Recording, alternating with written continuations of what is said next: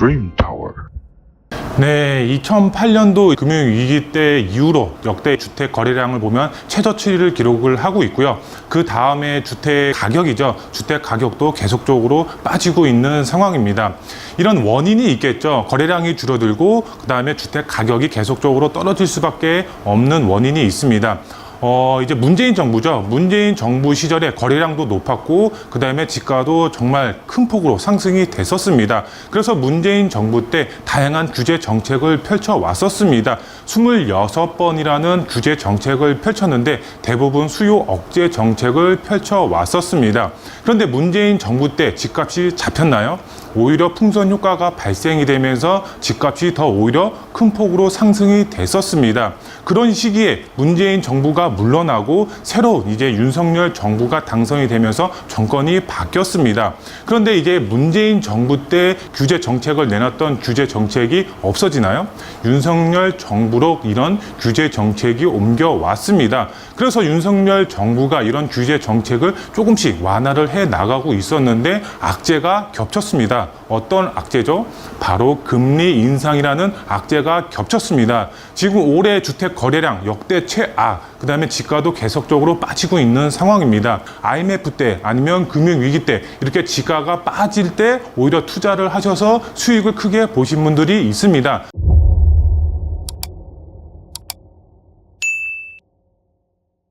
네, 오늘 강의 주제를 한번 보시게 되면은 나무만 보지 말고 숲을 봐라. 현 시점 숲은 이것이다. 이렇게 이제 표시가 되어 있습니다.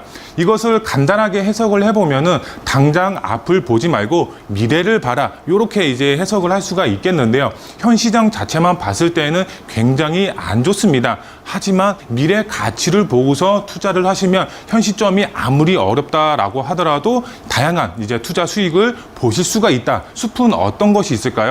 바로 정답부터 말씀을 드리면 재개발이다라고 말씀을 드릴 수가 있겠습니다. 먼저 첫 번째로 기사를 한번 보도록 하겠습니다. 기사 한번 보시면은 집값 더 떨어지길 기다리면 늦는다. 전문가의 충고. 왜 그런지 뉴스 기사를 한번 보도록 할 텐데요. 보시면은 거래 절벽 속에서도 최근 들어 강남구죠. 강남 거래 비중이 높아지고 있는 상황이다. 이렇게 나와 있습니다.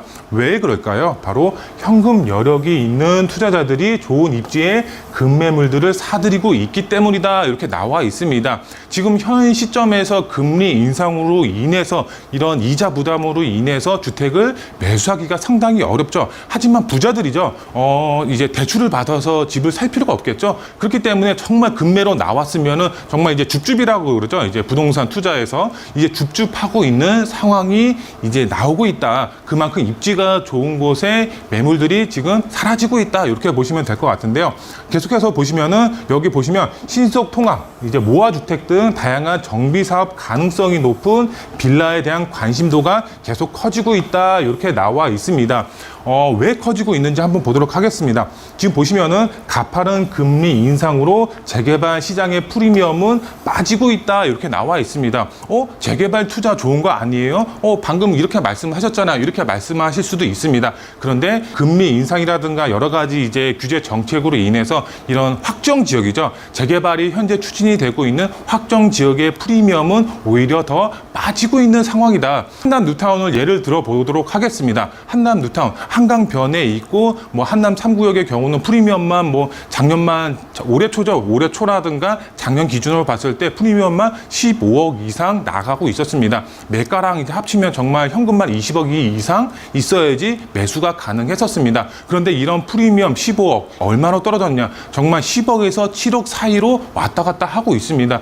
이렇게 확정 지역의 프리미엄은 오히려 프리미엄이 빠지고 있는 상황인데 오히려 프리미엄이 붙고 있는 지역이 있습니다. 어떤 지역? 바로 재개발 예정지의 프리미엄은 오히려 상승이 되고 있다. 그만큼 이제 예정 지역의 경우는 소액으로도 접근할 수가 있고 규제 정책에서 벗어나면서 금리 인상 영향을 안 받기 때문에 이렇게 오히려 매수세가 살아나면서 프리미엄이 오히려 더 붙고 있다. 이렇게 이해를 하시면 될 것 같은데요. 여기 아래 이제 내용 보시면은 재개발 예정기 투자는 중장기적인 관점에서 봤을 때 상대적으로 소액으로 접근하실 수도 있고, 그 다음에 시세 차익도 크게 노려볼 수가 있는 전략이다. 그만큼 소액으로 접근해서 많은 투자세가 유입이 되면은 지가가 상승이 되고, 여기에 정말 운때 맞아서 개발이 된다라고 했을 때에는 미래 가치만 봤을 때 아파트 입주권만 받았다라고 했을 때에는 그만큼 큰 폭의 시세 차익을 얻어 가실 수가 있겠죠. 지금 상황이 나쁘다 이렇게 관망하실 게 아니라 오히려 이런 재개발 쪽으로 투자의 방향을 세우시는 게 유리하게 접근하실 수가 있다. 옆에 기사를 한 번 더 보도록 하겠습니다. 금리 오르니 부담이 덜한 빌라로 연리 매매 가격 더 뛴다, 이렇게 나와 있습니다. 여기 보시면 이제 실소유자들 있죠. 실소유자들 위주로 중저가 빌라들을 선호하고 있다, 이렇게 나와 있습니다. 여기 보시면 계속되는 이제 기준금리 인상과 집값이 지금 계속해서 떨어지고 있다라고 하고 있지만, 문 정부 때 집값이 굉장히 큰 폭으로 올라갔죠. 상승폭이 굉장히 커지면서 지금 집값이 내려가더라도 그 전에 올랐던 집값이 떨어지는 거다, 이런 인식이 강하게 나타나고 있다. 여기에 보시면은 심리죠. 다소 저렴한 빌라로 이제 몰리고 있다, 이렇게 이제 나와 있습니다. 그리고 여기 아래 보시면 고금리 기조가 이어지는 이상 상대적으로 저렴한 빌라 시장으로 이제 강세가 계속해서 이어질 것이다. 그만큼 아파트 대체 주택으로서 아파트로 변화를 할 수가 있는 빌라의 강세는 계속해서 이어질 수밖에 없다. 이렇게 이해를 하시면 될 것 같습니다. 그래프를 한번 보도록 하겠습니다. 그래프를 한번 보시게 되면은 여기 빨간색 이제 실선이 나와 있습니다. 빨간색 실선이 나와 있는데, 이게 이제 서울 안에서도 이런 이제 1년 안에 공급이 돼야 되는 이제 신축 공급 물량이 표시가 되어 있다. 적정 수요라고 나와 있죠. 여기 적정 수요가 47,253가구가 이제 공급이 돼야 됩니다. 신축 아파트가 공급이 돼야 되는 수치라고 보시면 될 것 같은데요. 여기 보시면은 2022년도, 2023년도 보면은 거의 반토막이 났습니다. 이 정도 수치가 지금 모자란다, 이렇게 보시면 될 것 같은데, 여기 24년도부터 26년도 보면은 거의 급감을 합니다. 그래프를 보시면 거의 급감한다, 이렇게 보시면 될 것 같습니다. 그만큼 신축 공급 물량이 없다. 그래서 윤석열 정부가 발표를 했죠. 270만 가구 이상 전국에 공급하겠다. 서울시만 50만 가구 이상을 공급하겠다, 이렇게 발표를 했습니다. 왜? 이렇게 신축 공급량이 부족한 것을 인지를 했기 때문에 공급을 하기 위해서 재개발, 재건축을 활성화할 수밖에 없다. 이렇게 이제 보시면 될 것 같은데요. 시장 자체만 봤을 때는 지금 찬바람이 불고 있습니다. 하지만 이제 아파트 같은 경우는 앞으로는 추가 하락이 여전하다. 지가는 아파트 지가 계속 빠질 수가 있는 상황이 앞으로도 있습니다. 그런데 부동산 투자 고수분들은 이 아파트로 투자를 하는 것이 아니라 바로 제가 말씀을 드린 재개발, 빌라로 매수세를 보이고 있다. 이렇게 이해를 하시면 될 것 같고요. 두 번째로 봤을 때 정부 공급 물량 확보해야만 하는 입장이다. 왜? 지금 그래프를 보시면 아시겠죠? 정말 신축 공급 물량이 거의 없다시피 합니다. 그래서 정부에서는 이제 신축 공급 물량을 해야만 하는 입장이다. 투자는 타이밍 싸움입니다. 지금이 투자 적기라고 보시면 될 것 같습니다. 이런 어려운 시기에 오히려 투자의 방향을 세우셔서 더 큰 수익을 얻어 가시고 있다. 왜? 지금 지가가 빠지고 있으니까 이 지가 빠진 금액을 바로바로 줍줍하고 있다. 이렇게 이제 표현을 해드릴 수가 있겠고요.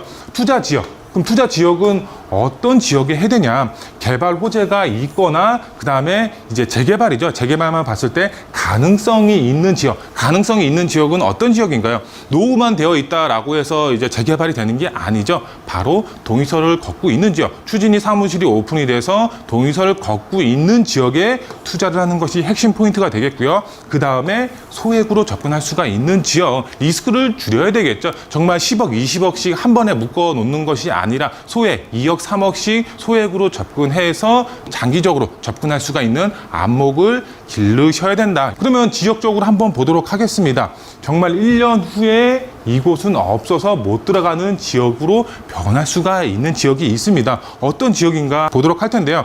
우선 전체적으로 봤을 때, 구로 봤을 때는 바로 용산구다, 이렇게 이제 말씀을 드릴 수가 있겠는데요. 서울역 북부 역세권이라든가 이제 용산민족공원, 그 다음에 국전부단지, 이렇게 이제 3대 개발축이죠.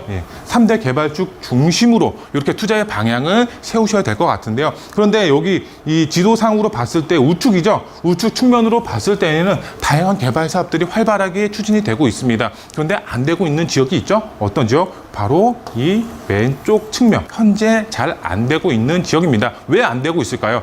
바로 이 남산이 끼고 있습니다. 이 남산이 끼고 있는 이유, 개발이 안 되는 이유가 이쪽 지역이 바로 고도 제한으로 묶여 있기 때문에 개발 제한 구역은 아니지만 개발 가능성이 낮다라고 표현이 되고 있습니다. 정말 이제 뭐 예를 들어서 10층, 20층 아파트가 만들어져야 되는데 고도 제한으로 인해서 사업성이 낮기 때문에 개발할 수가 없겠죠. 그런데 이쪽 지역이 정말 앞으로 1년 후죠. 1년 후에 없어서 못 들어가는 지역으로 변할 수가 있습니다. 왜? 한번 보도록 하겠습니다. 이제 도시 관리 계획을 보면은 용도지구라고 나와 있습니다. 고도지구, 뭐 특화 이제 경관지구, 재정비 이렇게 나와 있습니다. 이제 서울시에서 이제 발표한 자료라고 이제 보시면 될 것 같은데요. 여기 보시면 기본 현황이 나와 있는데요. 여기 사업 기간이라고 나와 있습니다. 사업 기간 보시면은 2021년도 이제 5월 달부터 2023년도 11월 달 이렇게 되어 있습니다. 이 용역 업체가 이 기간 동안 이제 고도지구죠. 고도지구를 재정비한다. 이렇게 이제 보시면 될 것 같은데요. 여기 보시면 고도지구 높이 관리 기준 조정을 통하여 토지 이용 계획의 합리화를 도모한다. 이렇게 나와 있습니다. 이 말이 무슨 말이냐? 이 남산 경관을 위해서 이쪽 지역의 고도 제한으로 묶여 있던 지역을 풀겠다라는 말입니다. 어린이 대공원, 다양동에 어린이 대공원 있죠? 여기가 26년 만에 고도 제한이 풀렸습니다. 그런데 남산이 몇 년 묶여 있었느냐? 60년 동안 묶여 있었습니다. 정말 어마어마한 기간 동안 묶여 있었는데 바로 풀릴 것으로 보여지고 있습니다. 언제? 바로 23년도 말입니다. 11월 달이면 풀릴 것으로 보여지고 있습니다. 이쪽 지역 정말 개발 가능성이 상당히 높다. 그 다음에 두 번째 지역 한번 보도록 하겠습니다. 서울시에서 밀어주고 있는 사업 추진 지역. 바로 이제 용답동이다라고 보시면 될 것 같은데요. 용답 역세권 2호선으로 되어 있고요. 지금 지도를 보시면 아시겠지만 정말 노후도가 굉장히 심각합니다. 서울에서 이런 노후도 갖춘 지역이 거의 없다시피 하고 있습니다. 개발 가능성 상당히 높고 이쪽 지역 추진위 사무실이 오픈이 돼서 동의서를 걷고 있습니다. 어떤 동의서? 바로 역세권 시프트 동의서를 걷고 있습니다. 여기 보시면은 이제 서울시 역세권 고밀 개발 유도의 고품질 장기 전세 주택 공급을 하겠다 이렇게 나와 있습니다. 바로 역세권 시프트 개발 사업 방식이다라고 보시면 될 것 같은데요. 이 역세권 시프트 개발 사업 방식을 보시게 되면 아래 그림이 나와 있습니다. 이쪽 까만색 부분이죠. 까만색 부분이 기존 용적률이라고 보시면 될 것 같습니다. 하지만 여기에 역세권 시프트로 개발이 되면 어떻게 되냐? 이 용적률이 상향이 되죠. 이 용적률이 상향이 되면서 요만큼이 늘어난다. 그런데 여기 보시면은 이만큼이죠.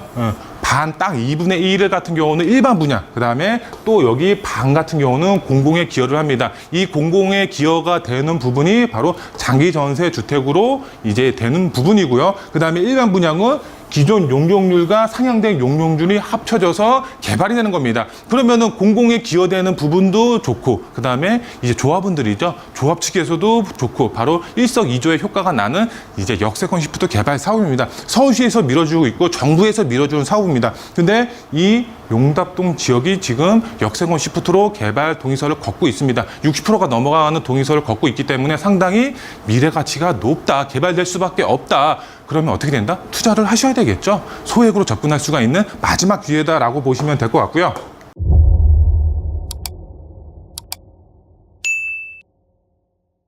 그 다음에 투자 포인트 3가지로 좀 빠르게 정리를 한번 해드리도록 하겠습니다. 현 시점 어떤 종목에 투자를 하는지가 굉장히 중요합니다. 아파트 투자해야 될까요? 지가가 계속 빠지고 있는데 앞으로도 계속 빠질 것으로 보여지고 있는데 그렇지가 않죠. 종목 바로 재개발에 투자의 방향을 세우셔야 된다. 미래 가치가 높고 현재 리스크를 줄일 수가 있는 그런 투자처다라고 보시면 될 것 같고요. 바로 재개발 투자가 정답이다. 확정 지역 말고 가능성이 높은 예정 지역에 소액으로 접근하는 것이 해답이다. 이렇게 이제 설명을 드릴 수가 있겠고요. 마지막으로 2022년도 용산과 용답동에 승부를 거셔라. 그래야지 소액으로 접근하면서 앞으로의 미래 가치에 투자를 하시는 거다. 이렇게 설명을 드릴 수가 있겠습니다.